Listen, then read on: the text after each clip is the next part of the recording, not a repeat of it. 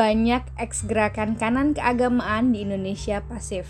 Mereka kini berada di lumbung dan tempat-tempat tersembunyi. Kepasifan itu bukan tidak ada gejala dan alasan. Bukan juga karena besutan program deradikalisasi, melainkan permainan yang tersembunyi. Tapi itu mungkin wajar karena alam Indonesia berdiri di atas kewajaran. Kewajaran menerima hal yang seharusnya tidak diterima dan mewajarkan hal-hal yang bertentangan demi program dan rantai yang mengitarinya. Mengapa demikian? Kita lihat pelan-pelan program-program yang sudah-sudah untuk meredam paham radikalisme dan terorisme di Indonesia. Meski tidak berefek apa-apa, sebagian dari kita masih sesungguhkan mengangguk bahwa program itu masih harus dilaksanakan dan mengatakan program itu baik dan perlu dilestarikan. Di sanalah sebenarnya lembeknya dan kekalahan kita. Orang radikal bisa saja bermain di atas program itu. Mereka bisa berpura-pura ngomong tentang program deradikalisasi atau moderasi beragama. Mereka menerima program untuk kepentingan bersama, tapi itu di atas itu, kepura-puraan berada di tampuknya. Kita mungkin tidak harus mengklaim bahwa mereka berpura-pura semuanya, tapi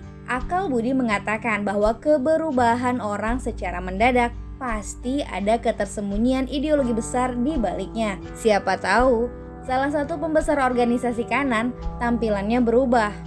Tidak taunya murid-muridnya yang menjalankan semua misi-misinya. Kita lihat, banyak ex-organisasi kanan hari ini menerima bantuan luar biasa dari pemerintah. Dengan itu, diandaikan mereka berubah dan pengikutnya juga berubah. Tapi kita jangan terkecoh dengan itu, karena tampilan depan bisa berubah. Namun belakangnya busuk dan kejam tak terkira. Ini bukan soal rasa takut, tapi lebih pada kewaspadaan. Banyak yang beringas dalam paham dan gerakan. Tapi orang-orang seperti ini diberi kepercayaan untuk mematikan paham dan gerakan yang beringas itu. Sungguh tak masuk akal, tapi memang itu faktanya. Jika tidak hati-hati dan dirombak sampai ke akarnya, maka gunung es di tahun 2022 bakal mencair. Radikalisme dan terorisme bakal kuat dan makin kuat malah. Fenomena itu hari ini tambah menguat. Dengan memberikan seabrek program terhadap X, senyatanya itu adalah kerapuhan dan kekalahan kita. Tidak mungkin program atau uang bisa mengalahkan ideologi. Program atau uang masanya sebentar, sedangkan ideologi masanya lama. Ideologi tidak mati ketika uang menipis atau meninggi.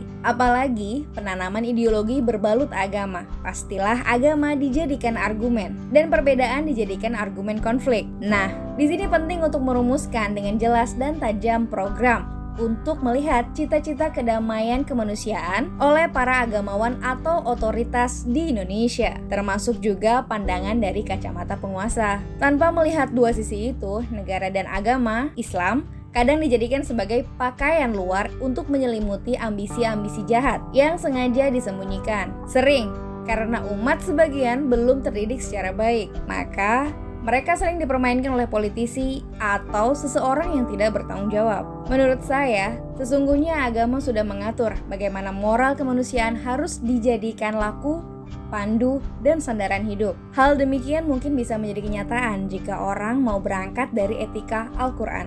Tapi, ambisi sering menghilangkan agama karena orang sering mengejar ajaran agama ketimbang esensi agamanya itu sendiri. Ayat-ayat hanya menjadi kata-kata dan belum menjadi langkah-langkah, sehingga prinsip agama hilang, yang ada hanyalah dogma. Pada dogma, prinsip-prinsip keadilan, persamaan, toleran, persaudaraan hilang dan tercebur pada ambisi teologis.